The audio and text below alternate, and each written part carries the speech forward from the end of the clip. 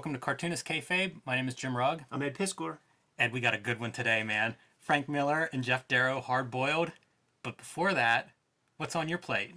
Patreon.com/Ed Piscor for the Red Room comic strip. I'm putting new strips up every Tuesday. $3 gets you the archive, and as of this recording, there were more than 50 pages up there right now, almost wrapping up issue 1. So get it while it's hot. 50 pages for the first issue. Damn. It'll be 62 pages when it's all said and done. My latest comic, Octobriana 1976, world's first blacklight comic, printed with awesome fluorescent ink, ready to sear your retinas, is available now in comic shops everywhere. It is selling great, so thank you all for that. But pick it up when you see it, because I don't know how long it'll be around. And if you're curious how I made it, there's a process zine available on my website, jimrugg.com, 350 pages, goes through every draft I made, talks about the whole process of going through the Kickstarter experience. So if you're a maker, you want to add that to your shelf of how-to books. Hard-boiled Frank Miller. This is a book, I came to this a little bit late. I didn't get it when it first came out. Well, Ed, I did, because I was the biggest Frank Miller mark at the time, and he wasn't making comics whenever I became a Frank Miller fan. You know, it's when he was in Hollywood writing stuff. And so when he comes back to comics, he did a series of projects, and it was covered. You know, like I would buy anything with Frank Miller's name on it, comic scene with the Jim Lee X-Men cover, but the hard-boiled Frank Miller is what I was going for. Dark Horse, it was a coup that they got Frank Miller to come to Dark Horse, a small black and white indie company. These are some of their promotional efforts that are coming out, promoting what's coming out in the upcoming year, promoting what's coming out in the upcoming month. There was just a lot of endorsement for this. You know, Miller was one of the most revered creators at the time. The first story in this issue with the Jim Lee X-Men cover is a Frank Miller story to kind of like let you know where Frank Miller was. So my first exposure to Hard Boiled is this image right here. This was the baddest ass thing I had ever seen in my life. At that point, I wanted violence. I wanted tough guys. I wanted detail and lines on paper. This was all of those things more than any other image I had ever seen in my life. I could not have anticipated a comic book more than I did Hard Boiled. This was it for me. Yeah, it's incredible. And just looking at the dates on these things, man, 1990, I was 8, so I excuse myself. I didn't even know comic shops existed. Very understandable. But, you know, like, the thing that was coming through in all of these interviews, all this promotion is, Comic Scene called it the most violent comic book currently available. Chuck Rosansky from Mile High Comics said it left the reader feeling nauseous due to the over-the-top violence. I don't know how old, I'd have been 13 or 14 when I got hold of this. This is what I wanted, man. Totally. This was everything I wanted. And so I mentioned that Miller's away from comics making for a bit. You know, It's about 4 years I think he spent in LA basically writing stuff. One of the things that he wrote in that time, of course, is Robocop 2. That's about the same time, apparently, that he was writing this book. And so very quickly, he's a cyborg. This is a cyborg that is kind of a tax collector, I think is his cover, but really he's like a corporate, I don't know, assassin. Is that how you would describe him? That believes himself to be a variety of identities, including this tax collecting character named Nixon. The story is not an easy, coherent thing to follow, but we are not really here for the story. No, and that's sort of the beauty of this comic, because you don't get hold of a Geof Darrow and make him draw some domestic sequences leading up to the big shit. Just jump right into it. It's the beauty of Mobius, actually. You know, like don't bog us down with nonsense. We talked some Jorge Savino back in the day on this channel and pulled out like a Chuck Dixon Punisher book, and it's like, Chuck, why are you forcing this guy to draw these bullshit preludes? Violence, have him run around in the jungle, kick some ass. That's what this comic is. It's not about winning an Eisner for Best Writer. No, and this sums it up perfectly. This is a car crash of a comic, at least in a narrative sense. Yeah. But all the better. So, you know, some of the stuff that I would describe this is things like Cyborg, Blade Runners, 1950s, the future, Not Human. I mean, it's very much Philip K. Dick, you know, Do Androids Dream of Electric Sheep? Dystopian. Yeah. So the very beginning here, you're seeing this is my first exposure, of course, to Geof Darrow. Yeah. You see it from the very get-go, right? Guns on top of guns, grenades on top of the gun holsters, on top of the gun holsters on these guys' costumes, and they're just security dudes at this corporation or whatever, where the scientist comes running in, robot dog. I feel like this kind of stuff. Miller's famous for working with these artists like Bill Sienkiewicz on Elektra Assassin, for example, and then adapting his script or revising his script to reflect the art that comes back. Exactly. And I think that's, a lot of what this story comes out of is that like Geof Darrow puts that robot dog in. Geof Darrow puts 37 guns on the guard. And I think that Miller responds to that. He's a very precise artist and a great designer of stuff. So like just go through pages and This is it, we're, man. We're going to see like cool guns, interesting cars. I tried copying this thing, man. Whenever I was a kid, I wish I had that around to look at because I'm sure it's a disaster. But wow, he inspired a generation of Avatar comics artists, right? And like when I was going through this, I was like, who would in their right mind try to draw like this? And then try to co-opt and copy off of Geof Darrow. And honestly, like in those guys who came later, who you find in Avatar comics, it adds to the genius of Geof Darrow. It makes you understand Geof Darrow even more, because those guys, they could do the lines and they could do the little micron pens and with the thinner lines on the inside, but they can't do this. They can't compose this stuff, and they don't have the imagination. It's such a good page turn. It's straight on, and then it's the 90-degree position pulled back so you can see it all. Just excess. This is Extreme Studios kind of stuff. And you know who might do this, Ed? I see these bullets flying. I have a poster of Stephen Platt Prophet on my wall at home. Yeah. Those bullets look almost the exact same, of all the casings just flying by. But the Geof Darrow, what he brings to it, besides, it's so excess. The excess is the comedy, but these car designs are awesome. That's what I'm saying. And they're throwaway. Like it's not even what we're talking about, and yet they're there and they're awesome. Yeah, and wait till you see a highway full of them. It just never stops. I picked this thing up and just my brain was like, what in the hell is this? I have never seen anything like it. Rereading it this week, I still haven't seen anything like this. No, you can't step to this guy, and it's like a punk club. They're in a cage or whatever, just a giant orgy in this club. Yeah, this is the fuck section of our club. It's like perverted Where's Waldo. Oh man, crashing through the brick wall. I love this stuff so much. And then all of this reminds me of like the early Japanese death matches. I would see like a photograph of Terry Funk with barbed wire on the cover, bleeding everywhere. It feels like it, like especially this stuff, where he's just wrapped up in barbed wire, glass stuck in his fingers. And gnarly fingers and stuff. This guy can produce. These are excessive pages, but he could turn them shits out, man. He's done a lot of work. What is this even? Like these little floating mermaid women cleaning this giant fat boss whose name's Williford, by the way. This is like the Williford Corporation. This is Mr. Williford. Obviously a reference to Charles Williford, the great crime fiction writer. Yeah. Pretty cool. I was also looking at great lettering is a note I have. Yeah. And this is one of the panels that really sums that up. And like this lettering that's so great, it's neon lettering for like the cafe good food signs. That's all Darrow drawing. It's not like that's a letterer putting that in.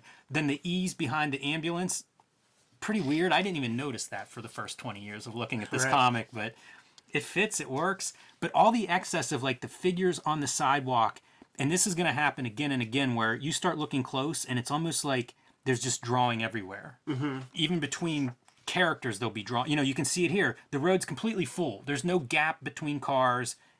Everything is just full. Yeah. And when you see those crowds full of people, like there's the punk character and they all have interesting costumes. And this is what it looks like after you go through this.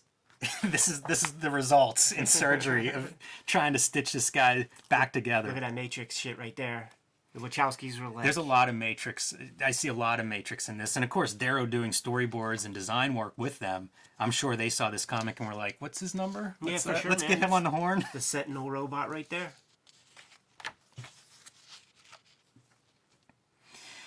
Does all this line work? There's a black and white edition of this book out there. It's called Big Damn Hard Boiled. You guys listening at home, feel free to send a copy or two of that. But I'm always curious because like the blood is black. This is the Tim Vigil kind of black and white outlaw comic blood, and very little of this comic is black, or black isn't really used for shadows. You don't see like shadows under Nixon or these wires, but the blood splatters are black. I think this would be gorgeous probably in black and white, and I've seen Darrow work in black and white, and it is gorgeous. Yeah. It's perfect, it's flawless, it's funny. That's the Graphomania, right? Yeah, for sure. And he can still do expression. It's not like it's just this excess on the left here that we see. He's still able to communicate things like body language and facial expressions. You don't do this kind of thing unless you can't not do it. It's a compulsion. You talk about the domestic scenes. So these two little kids, this is Nixon at home with his wife and his family, mixing in a sex scene to try to combat like his memories of however he was most recently destroyed. Apparently this happens a lot. He's often out of control, or I guess maybe the task that he's assigned, it's inevitable that it ends in bloodshed.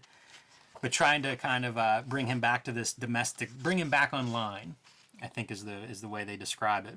And the kids, of course, are in on it. This reminded me a little bit of the Truman Show, especially this image where it's like, okay, I'm back to normal, I'm going back to work, and it's this very colorful, bright scene. Whenever I mention the 1950s early on, that's what, this is the part that I'm referring to by Mad that Men. 1950s, yeah. The suburban paradise. Right. This is a reference to Give Me Liberty, right? Yes. Concurrent project, or near concurrent. This book also takes, I think, about 1.5 years for all 3 issues to come out. Not a good thing at the time. Right. In terms of, I love this comic, but a year goes by. I've had like 6 other favorites in that amount of time. Takes a while to craft these babies. Incredible, though, man. I was so... I read this thing, I reread it, I looked at the pages, I tried to copy the art. It felt like something like an alien artifact. It made no sense to me compared to whatever other comics I had read. I hadn't read anything European, Mobius was sort of I was aware of, but I didn't know heavy metal very well. Yeah. This was just like, I have no idea what this is. Yeah, I think my first Geof Darrow piece was really just it was a pin-up in Spawn. And I was just like, what the heck is this? I can't even tell what's going on. It was cool, it was interesting. But it wasn't until Wizard Magazine that I even knew that this existed. This is great. All the, he draws a variety of stuff in this series, too, even though it seems like I'm just saying ultra-violence. But he draws all these different pieces, from domestic stuff to, interiors of cars and car, chase scenes. Incredible. This is stuff that's almost... It's very hard to draw. There are great cartoonists that can't draw cars at all. He makes it all look great. Yeah, just wait till we see, believable looking on-ramps and stuff. This shit right here. Drawing old women or kids, also very hard. Yeah, this stuff is ridiculous. This is the police car of the future. Just a giant monster truck tank war machine that's 3 lanes wide driving over cars. It's so sick. He hits a button and drops these little caltrops out. So dope. Causing a massive, massive accident. Yeah, I love all of this stuff. Should point out the colorist is Claude Legris. I guess a French colorist, certainly sounds French. I've heard that Geof Darrow didn't like this coloring. And there is a new edition out that's colored by somebody else, Dave Stewart maybe, somebody like that. That's, I guess, brown. Is call it what it is. What, this is brown? No, the newly colored one. Everybody likes brown, right? I mean, Brian Bolin recolors Killing Joke, and then it's brown. Right. I don't understand it. Not the best page for me to be calling other comics brown. Right. But there is a lot of color in this comic, and I assume that's what's taken out. This is a fish truck that's part of this 20-car pileup. A shark and other aquatic animals go flying out the back whenever it crashes. People going through windshields. This is almost like a Where's Waldo. Yeah, there's pigs up there, I think. Yeah. It rewards that kind of look closely. It's a mushroom cloud in the middle of the city. How much drawing is here? And then this badass stuff. Nixon's not done. We knew he wasn't going to... This car accident was not going to finish him, even if the car is blown from a mushroom cloud across the city and bounces off a building. and then kicks the door open. And this is what I was talking about, like every square inch is drawn. So you see, wherever it is, anytime you see sidewalk or whatever, it's going to be filled with garbage, bullets, drug paraphernalia, food. And it all like he draws the stuff. When you see, you know, your average kind of litter in comics, it's kind of like it's just lines. You know, Yes. it's very suggestive. You're getting every cigarette butt. Yeah, we've admired Todd McFarlane debris, which looks good, but it's a lot of cross-hatching. Yeah. The vending machine with weapons, ninja stars, grenades, pistols. It's so stupid. Man, I love this so much whenever I got hold of it. But see, this is the inventive stuff, right? It's purple instead of, again, you know, what color's a sidewalk? Well, let's make it that color. What's gray and brown? That's not any fun. Right. This is another spot of that where it's like start looking in the background and you will see complete graphic novels in these backgrounds. Sure, yeah. Yeah, very lived in looking city, man, with cultures of people. Yeah, and all invented, you know, it's like that cyberpunk future kind of, you know, he's not referencing photos for this stuff. Like people are in elaborate costumes, fights are happening. Oh man, it's so over the top.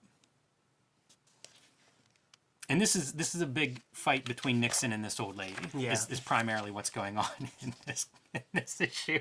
Jeez. They might be robots and cyborgs, but there is some kind of fluid inside of them that loves to leak out. Explosions of bodies and parts flying, sometimes body parts. He has this little girl. The premise is that this old lady had kidnapped this little girl. It's a whole elaborate ruse. They're trying to get Nixon to kind of go offline, pretty much, like robots, you know, living. So there's your Blade Runner reference that I had made earlier. It's almost like these robots, some of them gain a certain sentience, and that's kind of an ongoing battle. Like, can they escape the corporations that created them and you know, give them their programming? It's so much. Cops get involved. Nice Fritz Lang looking building. All of the lettering stuff, like the signage, I love all of it. Billboards. Yeah, he did his time in Japan and has moved back there several times to work on various projects. So that aesthetic is always factored into his work. This is Behemoth grocery store, and if you pay attention to what everybody's hauling, it's giant objects, giant carrots, giant cans of soda, giant peanut butter or Tang. He foresaw Costco. Yeah, that's exactly it. But very literal. Yeah. Very fun. And so this dude, the engineer for Nixon, he's just melting down. Like, what are you going to do? And this robot is part of the robots. Like, they want to break free. And so she doesn't allow him to go do his job. Very violent. Yeah, love it. Understated, but very violent. And now Nixon, man, after an issue of getting his ass kicked, well, he's not dead yet, but the human stuff is almost all gone. Look at that, man. It's like real spark plugs. It's like referenced spark plugs. Bent scissors. Makes me wonder if Darrow has at least some element of like a photographic memory or something, because it's like if you're referencing all of this stuff, that just adds to the time it takes to draw these damn pages, you know? Yeah, you're right about that. It would take forever if you were really going out and referencing spark plugs and not just kind of. That's interesting. Next time we hopefully see him at a show sometime, be something to talk to him about, ask him about. So a little pinup. I think that's the cover of the new edition. And then there's like a year and a couple months delay between issue 2 and issue 3. This is issue 3. We should be showing off the front and back covers because that's pretty great. Yeah. The one thing that's weird though, this is, you know, the rest of the car that's being kicked in. It's a really cool image, but it doesn't wrap around the spine, so you don't get it as one continuous image, unfortunately, because all those images are really strong. Oh, and by the way, Rolling Stone is your quote. 1990, Rolling Stone meant a lot in 1990. Like, that quote is something.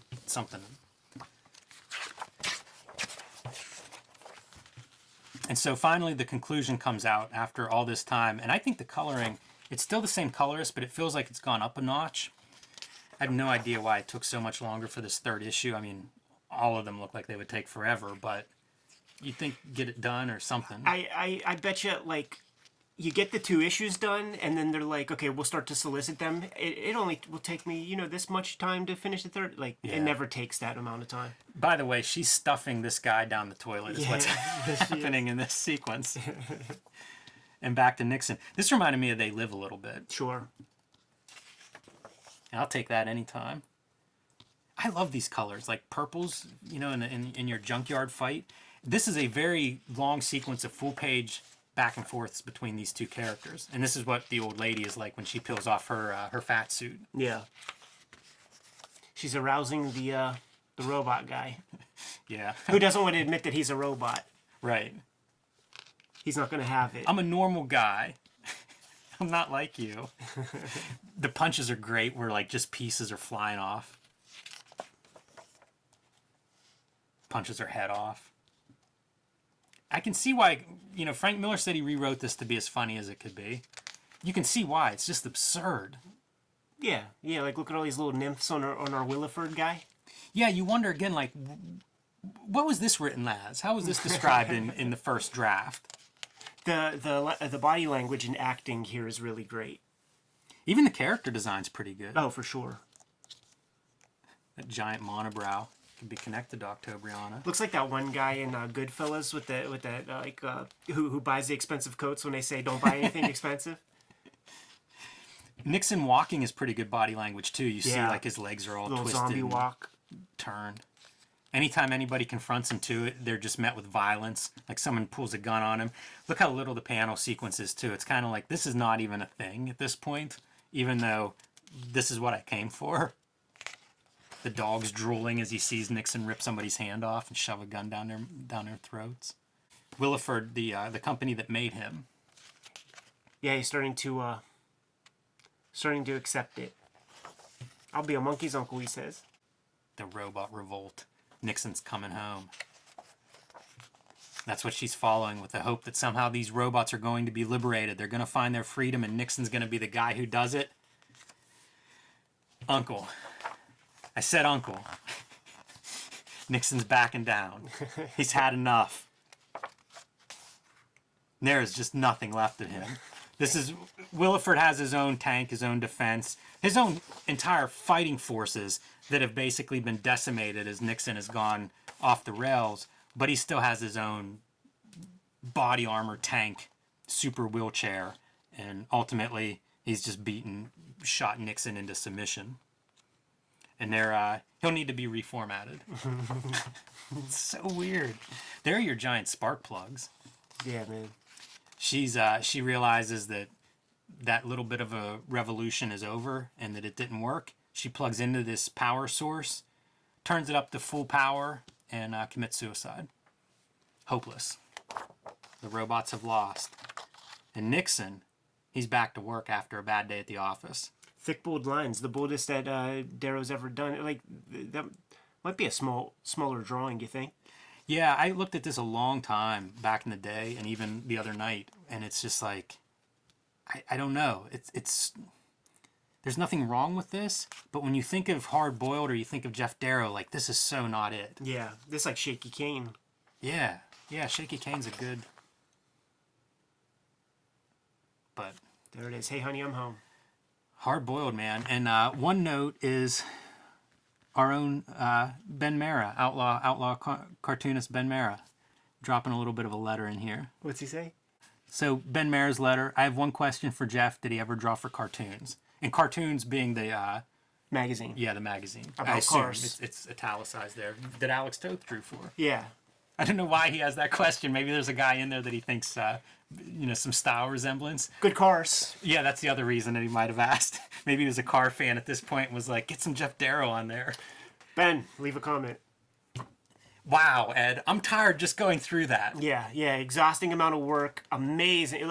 Like, once in a generation kind of artist, like there aren't two Geof Darrows, man. There sure aren't. And there's timing too. Like, this happens before we would know him on Instagram if he if this were today. Like, this was just like Frank Miller's new book.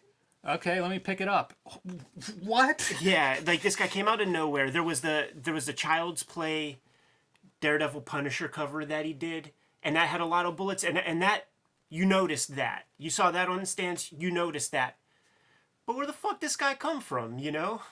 Where the hell did this guy come from? I think he worked in animation or something. I know he's friends with Mobius. He was over there in France doing whatever. But man, Yeah, you know, before this, I think the only thing I know of is a short story that was in Dark Horse Presents years before this. That's the only thing that I can think of that he would have done in American English. And it really was like this dude just showed up. You know, at least from my perspective as an American audience, it was like one day Geof Darrow entered my life and it was with Hard Boiled.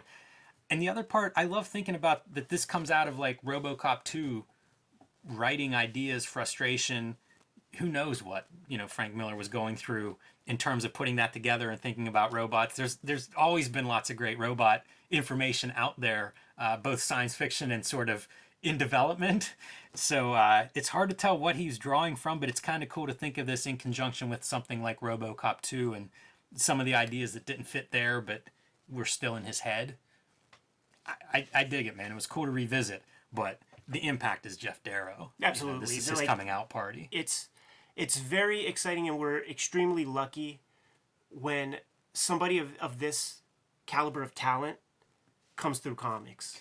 It's rare, and it's super awesome that he continues to make comics. You know, I mean, like, if you could be one and done, and we'd still be talking about you 30 years later if this is what you did. It's great that there are several other Geof Darrow books that we can look at. But amazing, man, just amazing. And I think we should look at more Geof Darrow work in the future. Perhaps another Frank Miller Geof Darrow piece. Hey, man, anytime. Kayfabers, like, follow, subscribe to the YouTube channel. Hit the bell. We'll notify you when new videos are available. Octobrion is in stores right now, selling out fast. Patreon.com/EdPiskor for fresh Red Room comic strips. Those links are in the description directly below. You can subscribe to the Cartoonist Kayfabe e-newsletter at the links below this video. You can find Cartoonist Kayfabe t-shirts and merchandise at the links below this video. I got that big guy, Rusty the Boy Robot, right over there, man. Give him the marching orders, dude. Read more comics.